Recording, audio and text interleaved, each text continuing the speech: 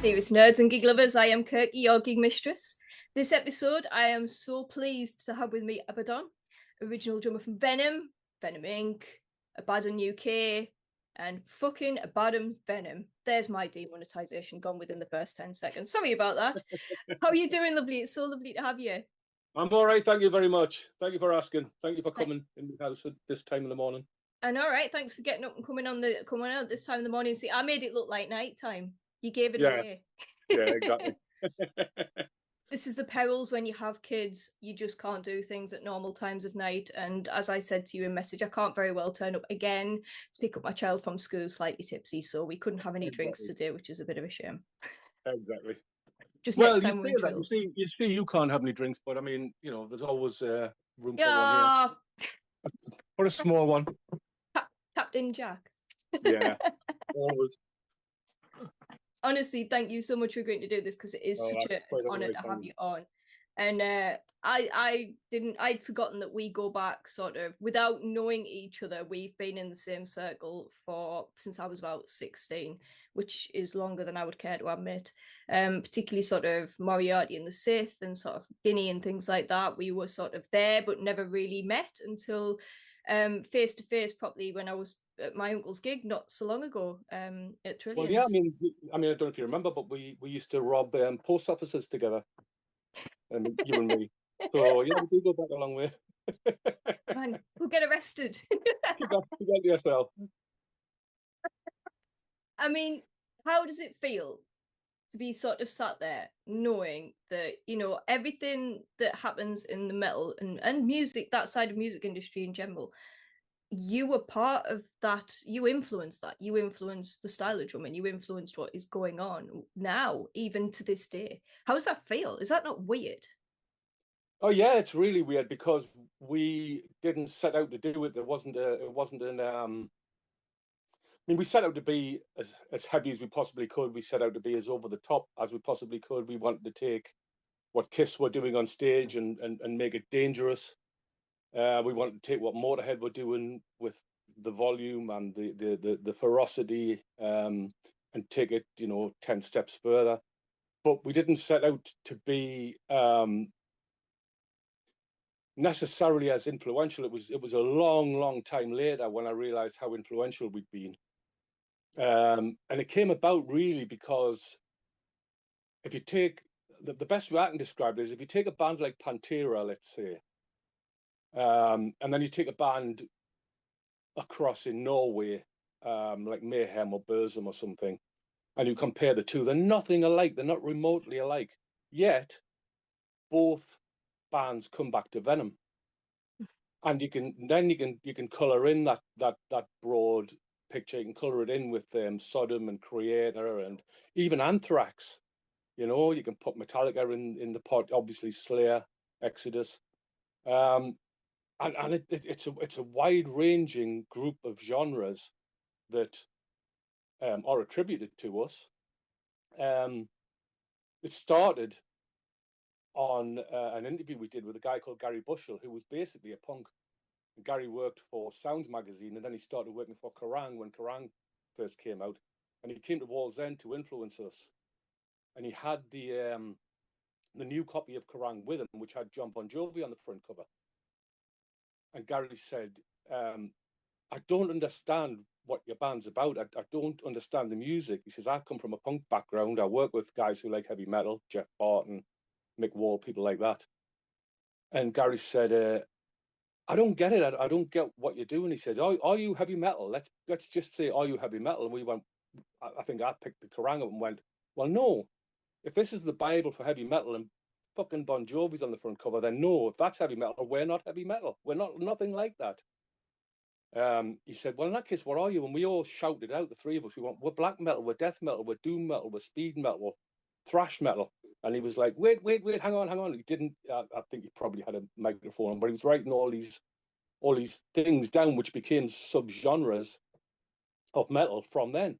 Mm-hmm. And it just came from that one kind of angry conversation with a guy, and we just spurted out what was in our head, black doom, death.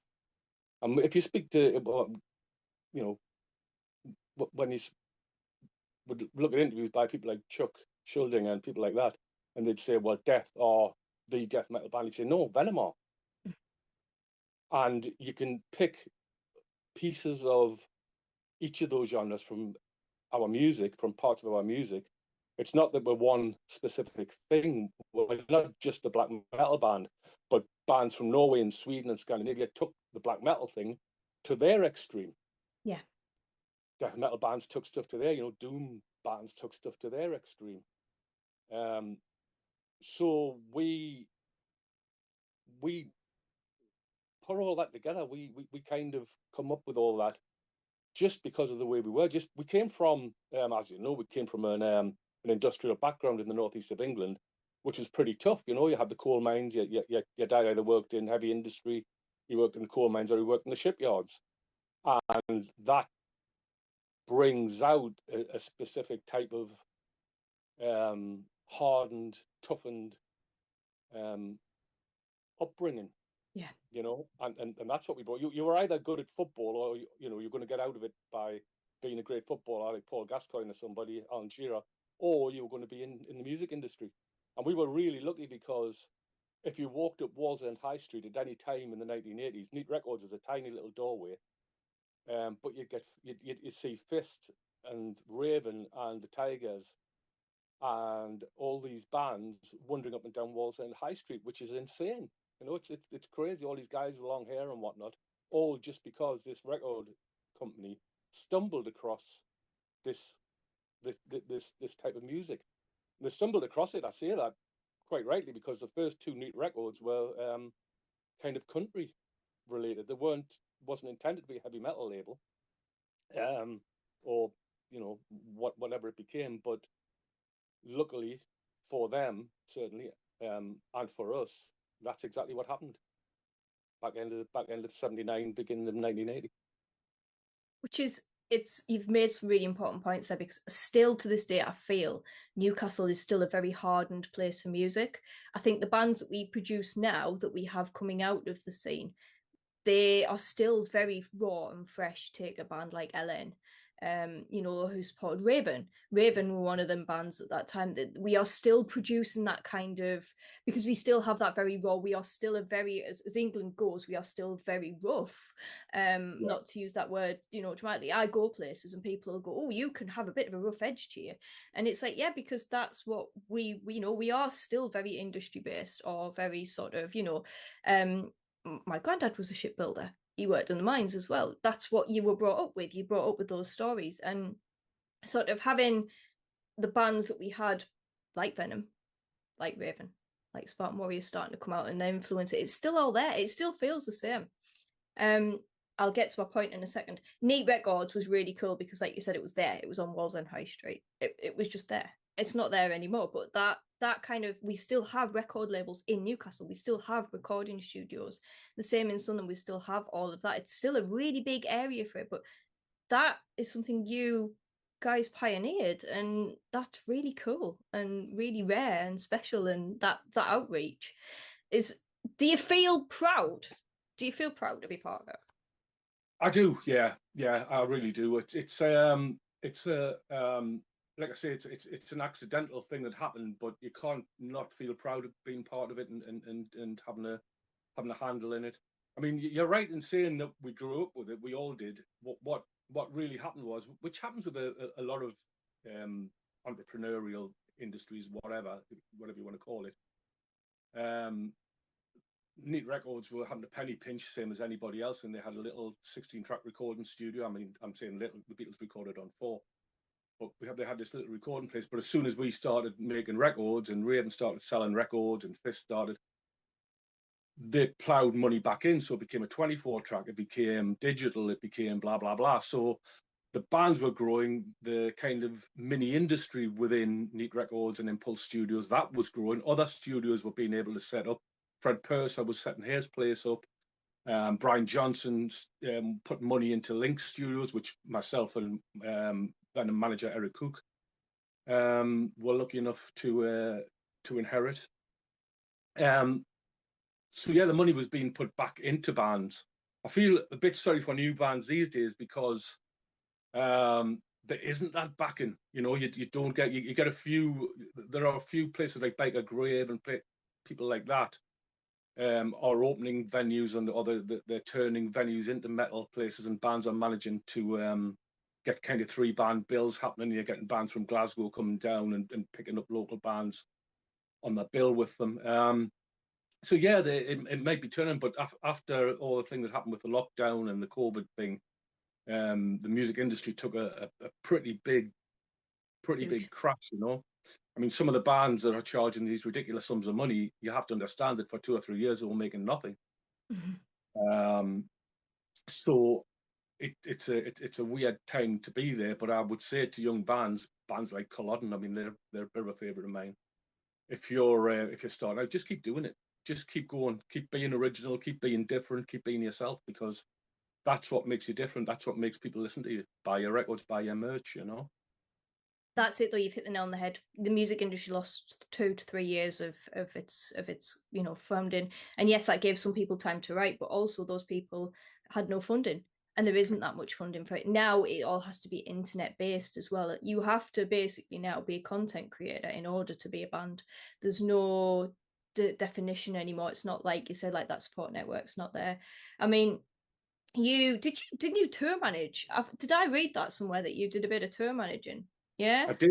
Myself and Eric were a management company, and we put quite a few records out by bands that were struggling a little bit. We had a good deal with a great company called Music for Nations, and we would put records out through them under our own label called Bleeding Hearts. And Eric Cook, who passed a few years back now, he was a genius, complete and utter genius, the man. He never off the phone, talking to bands, coming up with ideas, utter genius. And yeah, he knew that I preferred life on the road as opposed to in a recording studio. And the bands that we would put out, especially American bands, European bands, we'd bring them over and do like put a 3-band bill together, go out and hire tour buses and just go around and tour. You know, I looked after Nuclear Assault, I looked after Nasty Savage, the Crumbsuckers. And we had some amazing times. You know, some of these bands that came over from America, it was their first time in Europe, and they were playing some pretty big places. When you get into Poland, the Berlin Wall was coming down. You were getting into Poland, you were getting accepted into Russia, you were getting, you know, all these visas were turning up and work permits, and it was much easier. Since all the Brexit bullshit's happened, it's all gone backwards again. So I feel sorry for bands trying to tour now. Even just getting on a plane to try and go on holiday now, I'm hearing nightmare stories about people where the planes are cancelled and they're missing links with other flights and this kind of stuff. It's a nightmare. It's an absolute nightmare. It's become worse. Yeah. We used to be able to, yeah, if you were British, I mean, you used to be able to breeze through airports and connecting lounges and this kind of thing with an EU, passport. And now you've got to stand in line. Fairly enough, I suppose, you've got to stand in line with everybody else, and people are missing their connecting flights and this kind of thing. So bands, when you've got to take equipment, you've got to have carnets, you've got to list all your equipment. It's an utter nightmare. I'd hate to be a tour manager now. No, this is this is it. This is a conversation I've had briefly with other bands. The carnet, the dreaded carnet, and the cost of it, and the outlay just to get your stuff through customs and get yourself, Is it? Well, if you think of a band like Venom, I mean, I couldn't imagine with Iron Maiden or something. But if you have a band like Venom, we had 3 18-wheeler trucks with equipment in, and sort of one driver in each truck. And if you go, it wasn't just one border between Italy and France. You would have a border to go out of France, and then 100 yards, and a border to go into Italy. And you had to be prepared to have all this paperwork and to know where every single guitar string was, every single drumstick, every drum head, every bass pedal. The driver would have to know where that was, because the band weren't there. There were no humpers there. There were nobody else to help them do this, and you had to have paperwork in triplet. So you would have everything listed, and you would leave it at one border. Then you'd get it signed, and then when you came back again, we had to go down to an office on the quayside in Newcastle with all the paperwork signed at every border, and deliver this thing to say that we brought it all back again, you know, and it's a nightmare. It's an absolute nightmare. It's not. It is not what it used to be. It is. It's totally. This is a lot. It's actually putting bands off coming places in Europe. It's putting bands off and traveling and touring. Yeah, completely understand that. Yeah. I think I was interested when I read the tour manager thing, because I think people don't realize the impact you yourself have had on so many bands and so many bits of the music industry. I mean, you go back, you look at Venom. Okay, Venom were well received in Europe and America, but not in Britain. No. What do you think? Because I think Britain has a problem with receiving things. I've always felt this, like either a band will either take off really big, which I'll come to later on, or there'll be sort of like a really tough period of breaking the UK, same as America. Sometimes you can break America much easier than you can the UK if you're in the music industry. How did that make you feel if your home country didn't really receive what you were producing? How's that? My take on it was that the magazines, the 2 or 3 magazines that were in England that were reporting on stuff, were not so much run by, but they were kind of guided by, let's say, people who either used to be in bands or wanted to be in bands. So they were, you could say, jealous, I suppose. I mean, this is only my take on it, but they were always championing other bands, especially American bands. And Venom were kind of ridiculed until bands came out that were influenced by Venom and sounding like Venom, looking like Venom. And then the music industry in England kind of went, oh, hold on, wait a second, this is a bit important. This is a bit of a diamond in the dust, you know. It's a bit of a something that's been there all along up in that shithole in Newcastle. Three loudmouth Geordies, you know. I can understand why people would look at it and just think, yeah, you're a pile of shit, you know, because they didn't get it, they didn't understand it. I mean, I was sitting again. I go back to Eric, but I was sitting with Eric Cook, and he rang an agency, a big agency in London. He spoke to a guy called Nick Peel. And he said, hi, my name's Eric Cook. I'd like you to come and see my band. Would that be okay? And Nick said, obviously thinking here's another wanker, you know. Would you like to come and see my band? He says, yeah, but who is it? He said, it's Venom. Nick said, oh, I think I've heard of them, yeah. He said, okay, yeah, I'll come down. But, you know, obviously I'll come. Are they playing in London somewhere? He said, yeah, they're playing in London. We booked the Hammersmith Odeon. And Nick was like, okay, so who are you supporting? He says, oh no, it's our gig. We're playing the Hammersmith Odeon. And Nick was like, what the fuck? So he kind of covered the phone up and went, come here, and shouted at everybody in the office. You know, they all come over and go, this fucking band, who the hell are they? You know, what are they doing? They're fucking insane. But that was Eric. That's what Eric did, and he, you know, that I've always said that he was the 4th member of Venom. You know, he came from absolutely nothing, same as me. We both worked together as apprentices in Railroads in Heaven, as did Clive Archer, who was Venom's first singer. And Clive was one of the first people I ever saw wearing corpse paint. I mean, he was influenced by Alice Cooper, so you can see he was wearing makeup, and Gene Simmons was wearing makeup, but not looking that, trying to look like a ghoul.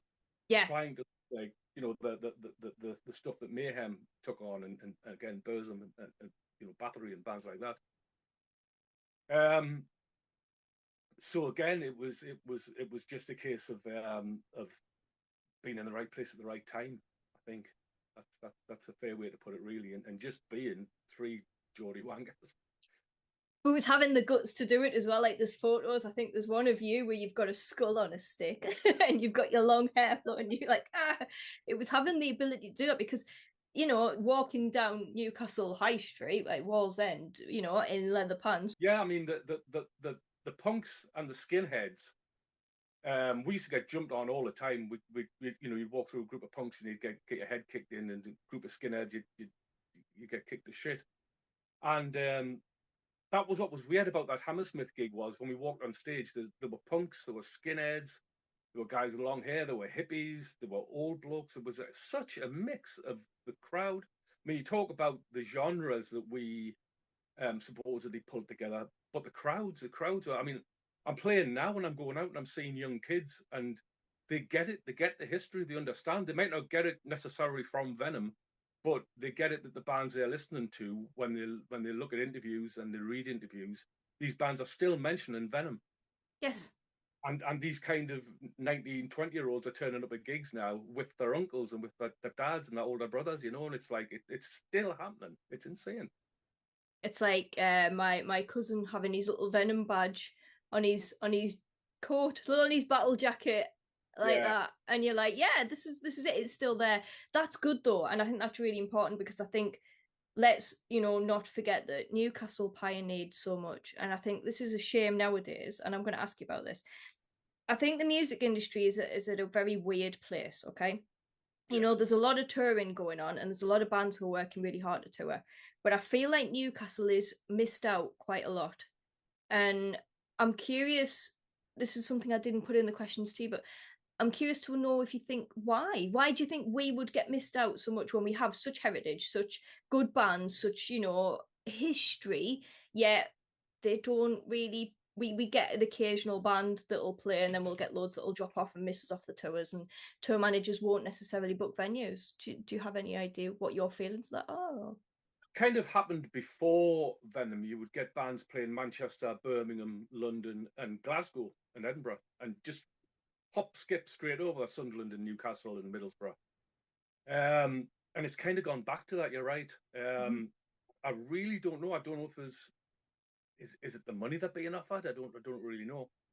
I mean, I'm going up to see some friends at a Testament gig in a couple of weeks' time up in Glasgow.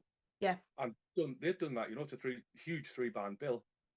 And they've done that. They're doing Manchester and Glasgow and then London and home, I really don't get it. I don't know. I mean, there are certainly the venues to play here. There are the mixed-size venues that these bands could play. I don't really understand. I can only assume that there's not the money in it to come here.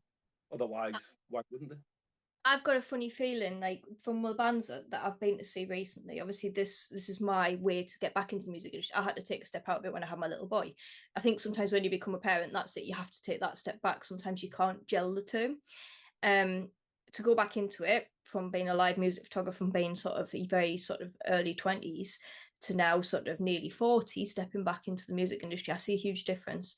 We have some amazing venues, and we have some amazing bands, and we have, a poor turnout. Somehow, somewhere, there's a gap between these bands getting put on and we getting these opportunities to go and see bands, to then a poor turnout. And I don't understand why. And I've seen it where, and I hope I know I'll not mention the band, but they had a sellout gig, and then there was a poor show to the gig. There was loads of non-turn ups, and it makes no sense when we have amazing venues and we have people coming to play. It then that band not going to come back because people didn't actually show up? Like, I don't get it myself. So I am asking these questions while I have the opportunity with the podcast, because this might not be a full-time thing. This could be an adventure that stops at any given moment for me. But I mean, I still have a lot of friends who travel to gigs, and they jump in a car, they jump in a van, and they go down to Glasgow, they go down to Manchester, and they go all over to see bands. So it's become a thing where, with me, I used to be at a gig nearly every night at the City Hall or the Mayfair, because it was on my doorstep, and it was relatively cheap. It was a good thing to do. It was like going to the pictures or something. It was our thing. And every Friday and Saturday night, you get 2,000 people in the Mayfair, whether there was a band on or not. And then, because you had that constant crowd, you get bands like AC/DC at the height would play the Mayfair. The City Hall, they could have easily played the City Hall, but they didn't. They came to the Mayfair. Mm-hmm. And people weren't sitting in seats. People were up and dancing and jumping around and getting into the music, but that, the Mayfair has vanished and the City Hall isn't what it was. So maybe that's it. Maybe there isn't that kind of gang place to go to attract people and therefore attract the bands, like an actual, because Whitley Bay Ice Rink as well was one, and then the Mecca in Sunderland. Ozzy Osbourne played the Mecca in Sunderland. You know, things like that. That seems to be. Didn't there's something in my head says that you actually played the ice rink with Metallica? No, we didn't. No, we one of the first gigs we were booked to do was the Mayfair Newcastle Support and Fist, but we didn't do it. No, we didn't. We didn't play with Metallica. Metallica supported us on the first gigs we did in America, right? In Staten Island. They hadn't been to the East Coast. They were from San Francisco. They hadn't been to the East Coast, and they came over and opened for us over there. And both bands, we only played 2 nights. We played the Friday and the Sunday, and both bands kind of took off from there. You know, from that one thing, because a band from Newcastle didn't just go and play their first proper gigs in New York. You know, you just didn't do that. Yeah. And you certainly didn't fly over for 2 gigs and come home again. You know, I mean, one of the things we got asked by the bands that we did speak to, like the guys out of Fist and whatnot, they'd say, why aren't you doing the working men's clubs? I don't understand. We have to do that to make a living. And we were like, that's not us. That's not what we do. You know, we're going to set fire to the fucking stage. You know, like what working man club's going to take us on? You know, and it was that kind of thinking that and again, once again, to do with Eric Cook, it was that over the top thinking. You know, if Deep Purple can play Madison Square Gardens, well, we'll ring them up and we'll see if we can play as well. That was just the thinking. You know, that was the kind of over the top thing that Venom were. You know, and I still try to be. I think you do, and I think you do with Abaddon UK, which I'll come back to. I think one thing I do want to know is there anything you would change about the historic? And I don't like asking about that because I don't believe in changing things, but at the same time, I am curious if there is anything you would do differently with the hindsight and the experience of the music industry that you have. Personally, within the band, I would have preferred that we could sit around a table and talk to each other. And I think the 3 members of the band, had we have understood each other as individuals better, the band would have stayed together longer, and we wouldn't have had that kind of stop start thing that we had. I think that was just from maybe once again, maybe being the Geordie boys, maybe we were all on our own pedestals and not able to sort of share and break down, you know, and say, look, I'm not getting this. How can we change it? But for the music industry, it changes, doesn't it? It flows. You know, I mean, I was saying before when we were coming through, there were punks and skinheads around, but there were also all those the sort of glam bands coming out of America. You know, Poison and Cinderella and this kind of stuff. Again, Bon Jovi.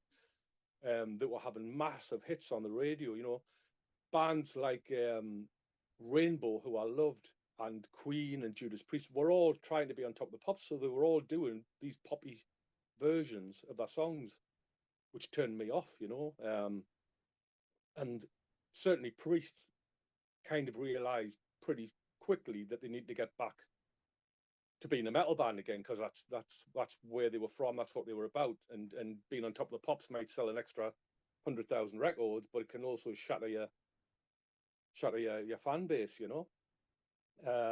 It's the sellout thing. It's like when Metallica did the Black Album and sell out, but even though it's still good quality, it's the music industry and the way it changes, the way it evolves and changes. Is it better that people are using AI? Is it better that people are using drum machines? I don't think so. I think when 3 blokes or whatever, or 3 women get together in a room with stringed instruments and a drum kit and beat the living shit out and have a damn good laugh and a drink afterwards, I think that's a moment. You know, you don't build up to that. You don't come down from that. You are in the moment, playing those songs. And if you're not, you should pack in. If you're just going through the motions, then just wrap up, take the money you've made, and go and do something else. I don't personally think that AI has any room in art, be that drawn art or music art or dance. I don't think it's got any place personally. I mean, I guess the TikTok generation would disagree. I'm with you. I don't like it. I don't like it. I mean, one of my favorite bands. They're very digital. They do use drum machines. They are a synthwave band. They're from Sweden. Okay. But their passion for what they do overrides any kind of. But there's no AI. It's all written from scratch by one person. You know, it's that I think for me is how music is going with you either need a live set. Well, when they do it live, it's live. Yeah. So they can do it live. It's not that they can't. It's not that it's all written by AI and it can't be performed. It does have a bass and it's written properly and it is written with instruments. It is more how it's performed differently on stage. And I think if you merge the two, that's fine, but no AI, in my opinion, no AI. And I think that can be really controversial. I mean, Venom split, you were then in Venom Inc. for a really, really long time, drumming as well, weren't you? Up until I think 2018? 2015, actually. It was what it was. It was Jeff Dunn, who's Mantis in Venom. Him and the bass player singer Tony Dolan, who I got into Venom after Kronos left. They were touring as Empire of Evil. Yeah. And they were playing a festival in Germany, Keep It True festival, and Oliver, who runs Keep It True, rang me and said, well, actually, they had played at a festival in Newcastle as Atomcraft, and they were playing a couple of Venom songs, and Oliver was standing at the bar. It was at Brofest. Oliver was standing at the bar, and he looked at me as if to say, why don't you get up and play? And I was like, I just shrugged my shoulders and went, well, nobody asked. Fuck them, you know. So then when they were playing his festival in Germany, he rang me up and said, look, if I pay for a flight and a hotel and all your booze, would you come and jump up on stage and do half an hour of Venom? And I said, yeah, of course. What the fuck? I'd do that on a drop of a hat, you know. So we went over to do this ostensibly one-off. The crowd were gigantic. We were signing records for like an hour and a half. And Dolan's phone started ringing, and it was a promoter from China saying that I've just saw the podcast or whatever it was at the time. Will you come and do the same thing in China, and I'll pay you XYZ money and your flights and yada yada. We were like, so he came up and we were sitting in the hotel room, and he said, do you want to do it again? I was like, fucking yeah, of course. And then within 2 minutes, South America were on, and Japan, and then it became Australia and New Zealand, and it was like it just never stopped. You know, it was just full on. But at the time, I was newly married, and my wife was pregnant, and I said, you know, I was in America. We were managed by John Sazula and Chuck Billy from Testament, and I said, look, guys, Rachel's expecting in March. Let's not book anything for then. I'm going to have to be with her. We've moved house. She's away from her family, by herself. She was only just turned 21. I'm going to have to take time off, and that's the end of that. And I thought, well, that's a reasonable thing to ask. I left Australia. We were all good friends. I got back home and they put another drummer in and booked another set of tours. And I thought, well, fuck yeah, if I can't take time off, I'd rather be with my family. So fuck yeah, you know, and that's how it is to this day, really. So Venom Inc. was a great thing. It was a lot more touring than I'd ever done with Venom, which actually turned out to be quite good for my health, because it's you know, playing the drums like that, it's aerobic, you know, it's good for you. And I really enjoyed it. I really had a good time. And I thought everybody was. It just turned out that when I needed it, I didn't have any support from them. So it was that old Venom thing again of not being able to sit down and talk about it. It is what it is, you know. I'm going to ask it. Do you think now, if you could all sit down and talk about it, do you think that, you know, things could be repaired either or not? I mean, you can say no, you don't want to answer that, because obviously it's about not putting, you know, any pressure or anything. But I think no. I think the original Venom, if they could sit down, if the three of us could sit down, Cronus, Mantis, and Abaddon, I think we could absolutely put it right. And I think we could be a band that, going back to the conversation me and you were having a little earlier, we would be a band that people would support and would travel to see because of the kind of historic. Okay, come on then, fucking prove it. Let's see what you got. What's new? What's different? What's so special about this band? And I think people would come to see that. I think older people, younger people, people in bands would come just to see what it's about, see what what everybody's talking about and what's been written about. So I think yes, that band could. I don't think the members of Venom Inc. Being that singer in particular, I don't think we could sit down together. No. Okay. But I think the original band absolutely could. That happens. Now, I'm gonna mention this, and anybody who's listened to my podcast will know sort of. I have told people off for mentioning a certain band's name on my podcast, but recently there was let me skirt around this. There was a very, very, very massive metal band, very, very sort of rock metal band, who have just had a film out, and on their red carpet, their frontman wore a Venom t-shirt. I'm referring to Ghost, okay? All right. Excuse me, having a little drink there.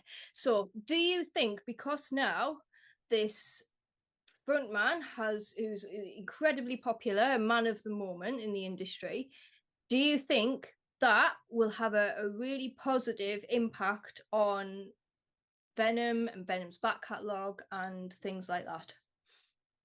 That scene there. Well, it takes as a t-shirt, isn't it? Sometimes. Yeah. Oh no, that's absolutely right. When the guy from Burzum who committed murder was on trial, he was wearing a Venom shirt, and the amount of press that I did after that, specifically related to church burnings and murder and death and mayhem and all that went on in Scandinavia in those days. I did more interviews than I've done before that or since. So yes, you're quite right. Somebody wearing a t-shirt, whatever their political leanings or whatever their background or whatever whatever they've said or been reported as saying or doing, wearing a band shirt can certainly, especially a band like Venom, because you see people wearing Metallica shirts all the time. You see supermodels wearing, I don't know, Exodus shirts or something, crazy like that, or Slayer, because it's hip. It's the thing to be. Okay, I'm a bit out there. I've got spiky boots on. I'm a bit out there. But yeah, Venom's a little, even though we're talking about Venom at the moment, and it's a bit obvious, Venom are still obscure. Mm-hmm. So somebody who's in a mainstream band going out wearing a Venom shirt, yeah, I think it's going to have some sort of an effect. I don't know if it's going to be positive or or not, but yeah, I'm sure it will have some sort of an effect. To think that somebody somewhere is going to say, who, somebody like I don't know, 17, 20-year-old is going to look at that and go, who the hell's that? Yeah. I can't read the logo. What does it say? Who is it? Why is it a pentagram? Why is it a goat's head? Whatever. So yeah, it's bound to spark up interest, let's say. And that's really important because of just what you were saying about how, if you were to go, and still now you yourself, going on the road with Abaddon UK and Abaddon's Venom, and I actually saw you on stage. You were on the triple bill with Spartan Warrior when I was there. Yeah. And it was just so cool to hear it. For me, I've been sort of a fan for a very, very, very long time. I got my uncle to sign. He signed my CD, which was hilarious because I was still quite young at the time, and obviously it's got. I'm not going to say it because I don't, but it's got a band on it. Yeah, so to have to be there in Trills in Newcastle and to hear the stuff being played and to see you drumming, and it was so cool. And I think anybody who has seen that t-shirt on the red carpet, who then gets an interest, who then goes to see, what they can get their hands on out there, you'd be surprised how amazing it is, and you have just played this year you've had it, you sort of come back to it, haven't you? And you've started playing around a few different venues and supporting other bands again and coming back to it. So the list I had was you spotted Satan in the Clooney, which I missed and I was devastated for, which was awesome. And you've got your massive drum kit, which takes up practically the whole stage. So you had that. And then there was Paddy Rock in Germany festival. How cool was it to play a festival in Germany again? Brilliant, absolutely brilliant. It was what I think I'm lucky is that the fans who grew up with Venom have stayed with Venom. Yeah. And they're in their 40s now, and they've got influence, and they've got some money, and they own their houses, they own their cars, they have influence with people who do these festivals. And they're always fighting in my corner, you know. There's always some link. It's not me, it's not the band, it's not necessarily the material. It's the network of people that have grown up with us and have stuck with us permanently. We're doing a full weekend thing in Trillions in July next year, which is just Venom related. Yes. And we're playing that, and people are flying in from Greece and from America, from Canada, South America, because they just grew up with a band and they just love the band, and the thought of all getting together again and just having one massive party in the northeast of England in Newcastle. And I'm going to take them round towards the end where Neat used to be, and I'm going to take them to the church hall where we used to rehearse. I'm going to take them to Tynemouth where the rocks were, where we did that iconic photo session in Melton to Helm. And we're going to go around and do photographs there and have a chat and have a laugh and tell stories and bullshit and just generally thank them really for the support we've had, you know.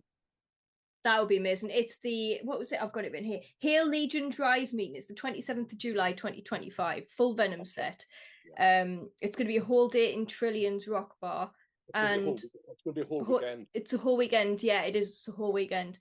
I think the reason I've got that down is you're playing that day, aren't you? Yeah, we're playing on Sunday. Yeah. And honestly, Jim Clare's playing. He was in Venom. Yes. Anton Lance playing. He's going to jump up. You know, there are guests. There are people now who are learning some of the songs so they can jump up and plug in and just jam along and just see what it's like to get up on stage and you know, play in front of people. The whole thing wasn't put together by me or by Dave from Trillions. It was put together by Michelle Pearson, who was a long time Venom fan. Yeah. And he knew that if he put this out and mentioned it, he would get a response, and he's had a gigantic response. It's crazy. It's going to be amazing, and I think this is what the North East is needed.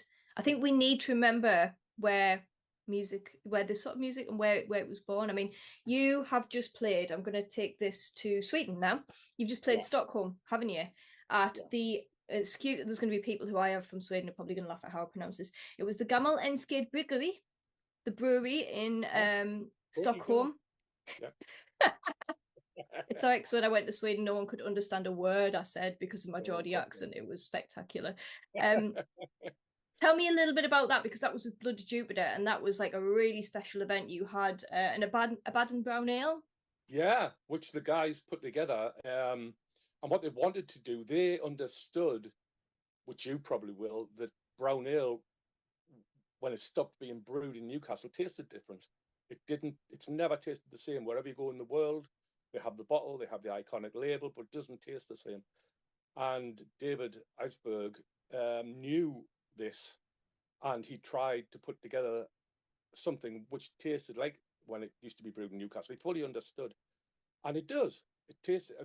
When I was there, they opened the first cask to give me the first drink, and as he poured it out, he handed me the drink, and something about the colour didn't look right, so he poured the whole cask down the drain. No. And started again.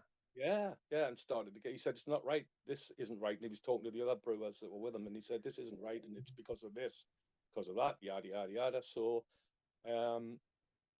it took him another day or two to get it right, to put it out to sell. It's being bottled now. I believe there's a brewery in Leeds that picked it up. So excellent. I did it again. There were a lot of lifelong Venom fans there, and there was one girl, Marianne, And I saw her, and she was practically crying. I went up to give her a cuddle, and I said, "It's fantastic to meet you again." She says, "We've never met," and that's the power of social media. Because Yes, I've talked to her. We've shared stories about our children, school, bands, touring, yada yada. And I was convinced I knew her better than that, And she said, "We've never actually met." I thought, it's crazy, "Oh, isn't well, it? crazy, It's insane." crazy. You I really mean, think you think you know people as if like your next door neighbor, you went to school with them or something, and it's just the power of music and social media. That's that all it is. the connection, some of the people that I've interviewed, I haven't actually met in real life, and it's not until their face pops up that's when I'm meeting them. But it's strange. Then I have gone to meet them at their show, and it's felt like I know them, even though Yeah, I've never met them before, and it's very right. surreal. But that is how it's working now, and it is that connection of music and connection and talking to people online. Yeah, Um, I have absolutely. friends in Sweden I hadn't met until I flew out there, so I've never been to Stockholm. How did you find Okay. it? It's on my list. How did you find it? It's a beautiful city. It's strange that you pass through really ancient buildings, beautiful architecture and that, and then you're suddenly in amongst these really modern high-rise buildings with fantastically modern bridges and all this kind of stuff. And you're only kind of a stone's throw. You can see one from the other. It's not like going to New York or anything where there's great swathes of old stuff, and then you have to go and get on a train to go to the modern part. With Stockholm, it's right there. You can see it all from your hotel window. It's great. It's a lovely place. Because you were out Highly, there, you were highly signing. recommend it. Sorry, Toy, what did you say? Highly recommend it. Highly recommend it. I'm gonna have to go. You were signing records, weren't you? As well, you went into a record store and Yeah, yeah. Wherever we go, I try to I try to give enough time to be able to sign stuff, and I give out my address to people when they have stuff that they've got signed by the other two members or one of the other members, and I'll say, okay, send it to me, and I'll sign it. I'll send it back to you. Um, one of my favorite things is when somebody brings me an album that's been signed by the other two members, an album that we recorded in 1980, and I get to sign it and complete it. That's like it's taken 40 years or something for that album to be finally completed, but now it's done. That's it. You can now put it away. You can put it on the wall. You can do whatever you want to personally do with it. But to me, once it's been signed by all three of us, that's a finished done deal. And I love being the one to finish that. how amazing is that? And I saw you signing like the albums and put them back in the record store. I saw you sign somebody got their tattoo, like this huge signature. Yeah, it's amazing when you go out and you sign somebody's arm or something like that. And then you go and you meet them again like a year later on tour and they've had it tattooed and you're thinking, holy shit, that's for life. That's for life. There's one guy, Mark Canapel, and Mark's got my face tattooed on his leg. And I'm like, shit, the bed. Are you insane? I mean, it's Venom, and it's anything to do with it. Of course, it's insane. It's gonna go big or go home. Yeah, that's it. That's exactly right. But so you've gone from sort of having a break, obviously, to then back to Sweden, Germany, playing in Newcastle. The new Abaddon UK album, All That Remains, was out. I'm curious about this because there's a sound to this album that it's not, because obviously traditionally anything sort of enemy has this kind of almost punky underlay, where this is more, it's more grit, it's more dirty. Okay, and I really like it. Any sort of influences behind this? And I think the main influence at the moment with the band is the singer. Steve is a punk by nature. He still plays in a band called the Amazing Space Frogs, who what are a a name. punk. Go see them; they're crazy. Um, but he's a music teacher in uh, in in in the university in Middlesbrough, and he teaches sort of 17, 18-year-olds, and he runs a studio, and he brings a lot. He understands what I'm talking about with my drum kit. We're working on a new way of recording at the moment, which is going to get us back to the kind of drum sound I want. Yeah. And yeah, I think he brings a lot of that grit. And Dave, who's the young guitar player in the band, he grew up with Panteras and Sepulturas and this kind of thing. So when he um, joined Abaddon, it was a band. When he then looks at the songs he's playing, Welcome to Hell and Countess Bathory and Witching Hour, and he sees bands like Slayer have been covering these songs, he thinks, oh, hang on, I've heard this before. Is it not a Slayer song? It's like, well, no, Slayer covered it. It's a Venom song. And now he gets it, but he brings that grit from him liking those bands, those kind of second wave, as it were. Yeah. He brings that back into Abaddon, Which is cool, and it sounds good. I like it. I like what I'm hearing, because I think to fuse those two things are really important. And I think there's so many similar things going on at the moment. Like you say, there's a generic pop thing that's all over the place. Everybody loves a bit of a generic pop sound, and that's what the music industry is wanting. But when you get these underlying really well written albums that have that fusion and that sound and that grit and the dirt, I think we're missing that nowadays in the music industry. I think everything's so generic. Yeah. I mean, again, we're going back to that TikTok AI generation. You're going back to that. Everything's done on a laptop, and yeah. I still think. I mean, Dave Grohl said it. He said that if you want to get a band, you need to get in a garage with your mates, and you need to suck. You need to be shit, but you need to laugh about it, and then go for a beer, and then go back and do it again the next weekend. That's what you've got to do, and that's what brings up. I mean, a lot of the great poets, a lot of the great painters were doing it through adversity, and they were doing it through tough times. War poets who write some beautiful stuff about how sick men can be, and how abhorrent war is, and having to go through that. It's lucky that we get to do it for fun, but we get to if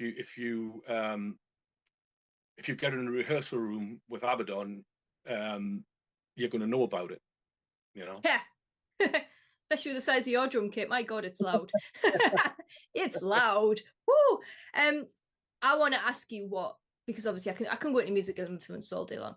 What are your nerdy passions? So I do this for Nerdy Up North, and part of my thing is I want to explore what drives people a different way. What are your? I mean, you've got a really nerdy T-shirt on to start with, so let's. Yeah, that's nerdy. The Exorcist. I love that film. Oh my God.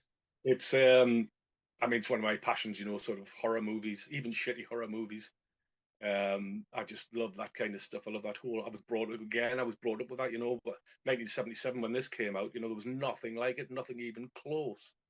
And you when you're sort of 17 and you're going to flicks and you see and think movies like this, it has a burning sort of mark, leaves a mark. It's like the Hammer House of Horror stuff. It's also it's Monty Python, all that stuff in that time. Yes. That's been. I mean, people missed a lot of the humor that was in Venom, and it was because of Python, really. Because growing up with John Cleese and Michael Palin, you can't not be influenced by stuff like that, And it's not. It's all part of what made Venom. It's not just bombs because Kiss had bombs. It's not just a thunderous bass because Lemmy had a thunderous bass. It's not just big drum kits because Cozy Powell had big drum kits. It's all of that, all of the above and more. And again, like I say, the humor was a big part of that and still is. But that's how you live your life. It's how you because we're lucky, like going back to what we started with, where the upbringing of our grandfathers and how hard they had to slog to get us to this state, yes, to this day and age.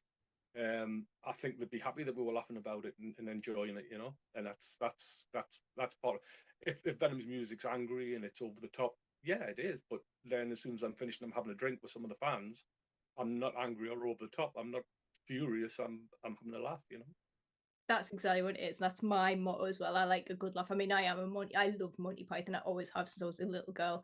And it's things like characters like Tim with his massive head thing, and he's like, ah, and then you've got all the knights that say nay, and just the Black Knight, and all those kind of things, and it being so very over the top. I think a lot of that is missed in a lot of some bands, as well as a lot of nerdy references, a lot of different bands. When you look, for me, when you mention The Exorcist, I didn't watch that till I was much, much older.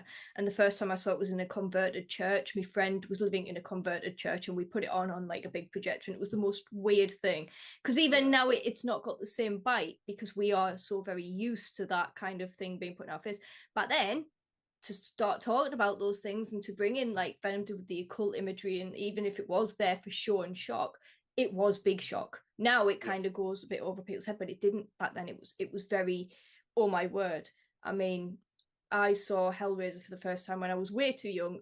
I'm going to get wrong for this now because Mom doesn't know this. Our banisters used to be able, if you snuck down, if there was a film on, you'd be able to watch it through the banisters without your parents knowing. So I used to sneak down, and I remember my mom watching Hellraiser, and that for me was one of those that was like, oh yes, love it, and it leaves a mark and an impression on who you are, and I love that. I love that you can reference that humor to, in some respects, because black metal can be so very serious. Like you said, there's some very serious, but to have that sort of in there, I love it. I absolutely love it. And I do like that t-shirt. Yes. Yes. Is there anything else coming up for you, Harry? Are you going anywhere else exciting other than the All Day in Newcastle, which everybody will need to check that out? I mean, I don't want Trillions too full because I actually want to get in and I want to see this too. I don't want to I'll have to turn up super early. What's going to be happening, particularly with new bits out, new music out, and everything that's happening with obviously Abaddon's fucking Venom? Well, the main thing for us at the moment is we've got a new rehearsal space in Newcastle, up the West End. And we're going back to a long time ago with Venom when we did A War with Satan and Possessed. We went and hired a stately home, Moor Hall, in Sussex, and we had a mobile unit outside, a recording unit, and ran long cables in, set a drum kit up in the middle of the gigantic dining room, and just kicked the living shit out of it. And you can tell the difference. And bands, I don't think bands have done that since, and it's something we're doing at the moment. Is you close mic the toms and the bass drum, blah blah blah, but you also make the room, you also make the corridor. You put a PA in the corridor, you put a PA in the room, and you put the drum kit through the PA as if it was a live situation. And there are massive swings and roundabouts with doing this and trial and error. And that's something that we're concentrating on at the moment. But the live stuff is still is still out there. There's a possibility of us doing Millie, who was Steve Grimmett's wife, is putting a festival on. Tyson Dove sadly had to pull out because of illness with one of the lads, and I've messaged down and said we'd be very happy to come down and do that. It'd be an honour. Come down and do that in Steve's name. But yeah, mainly recording, mainly writing new stuff and new ways to record, new stroke old ways to record. That's the big thing for us at the moment. Yes, I think this is something that is really important. You've mentioned new stroke old ways to record, because there's not enough old school production now as well. Well, I believe that. I mean, I'm still having a fight with Steve because, as I've said, he's a music teacher and he teaches Cubase, which is a software program. And I want to buy a 24-track machine with tape. And he's, we keep having this argument, and he keeps trying to convince me about Cubase. And because at the moment I can't find a good tape machine to buy, he's winning. So, but it's around the corner. It's around the corner, Steve. Boy, it's coming, and it's going to be heavy. So get ready for it. What you need to do is do both. Yeah, well, that's what it'll be. I think what I would do is record.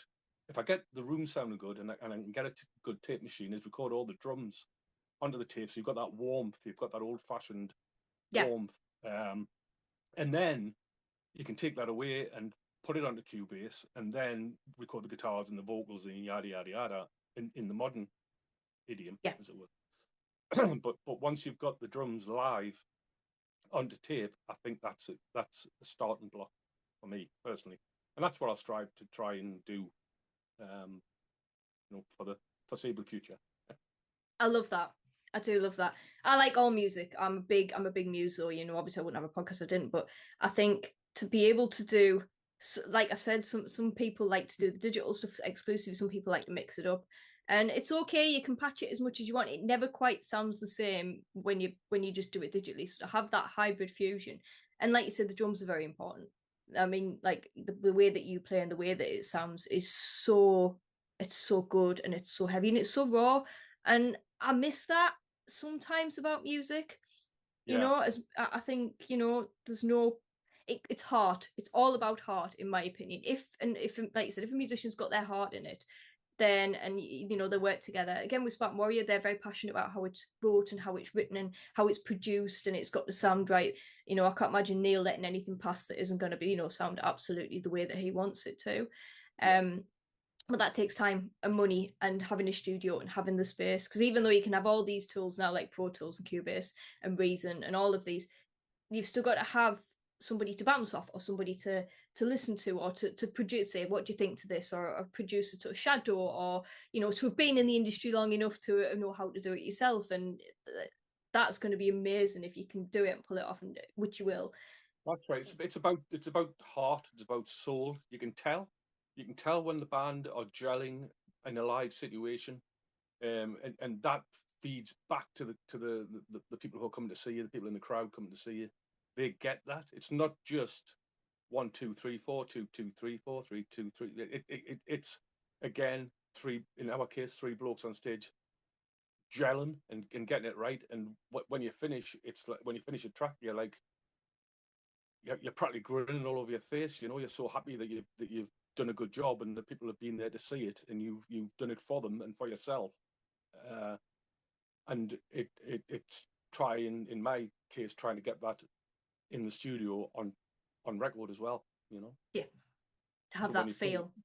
When you play it, people these days are going back to buying vinyl again because they understand the difference between listening on your phone or listening in the car or listening on CD or tape. It's just not the same as putting a vinyl record on and looking at the sleeve and looking at the artwork that the guitarist or the drummer or whoever's done, and the logo, the work that's gone in the logo, and the photographs on the back, and the lyrics on the inside, and the poster that's in there. It's a huge thing that we all had when we were kind of growing up. That I think the generation, the part of the generation that listens to this type of music, or this genre, as it were, I think that they get it. I think they absolutely get it. I get that. I see that happening.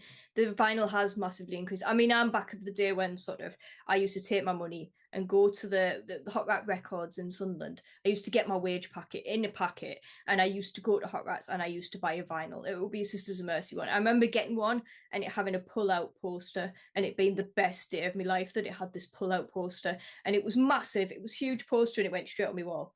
Blue tack, so it's ruined now, but blue tack straight on the wall like that.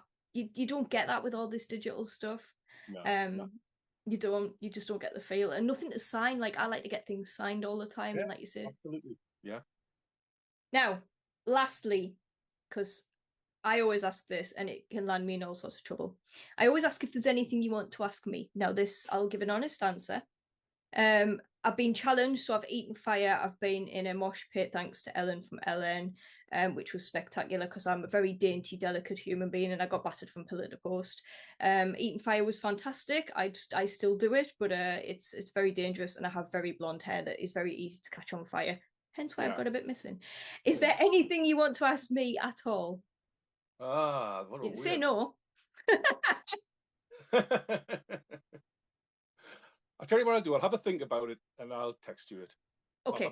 I'll have a think about something daft. Okay. Not a problem at all. I like that. We'll keep it for later on. Yeah, absolutely. Honestly, thank you, Abaddon, for taking the time to come on with me and talk about it. It has because it's fascinating to be able to get to sit and talk to you about it and to see the roots and see where you're going yourself. Because I think for all bands, split, it's still to remember that each member of the band has their own things generally going on or goes forward in their own particular way. And I will do everything I possibly can to get the Hail Legends Rise meeting. I will, there's short of not being able to get out of bed, I'll be there. I can guarantee if you do, you'll enjoy it. You'll enjoy not necessarily well, you probably would like the music, but I think you'll enjoy meeting people and hearing their stories and seeing that clique of people who don't even speak each other's languages necessarily. The one thing they've got in common is 3 wankers from Newcastle. I will love it, and I hope I get to see you play and just generally Rambling Trillions. I think we should have a proper drink. Absolutely. Next one's on me. Yay! I'll accept that. Thank you, Abaddon. Thank you for your time. You have a lovely afternoon. Right, you take care of yourself. You too. Thanks so much. Over and out. Gigs up now.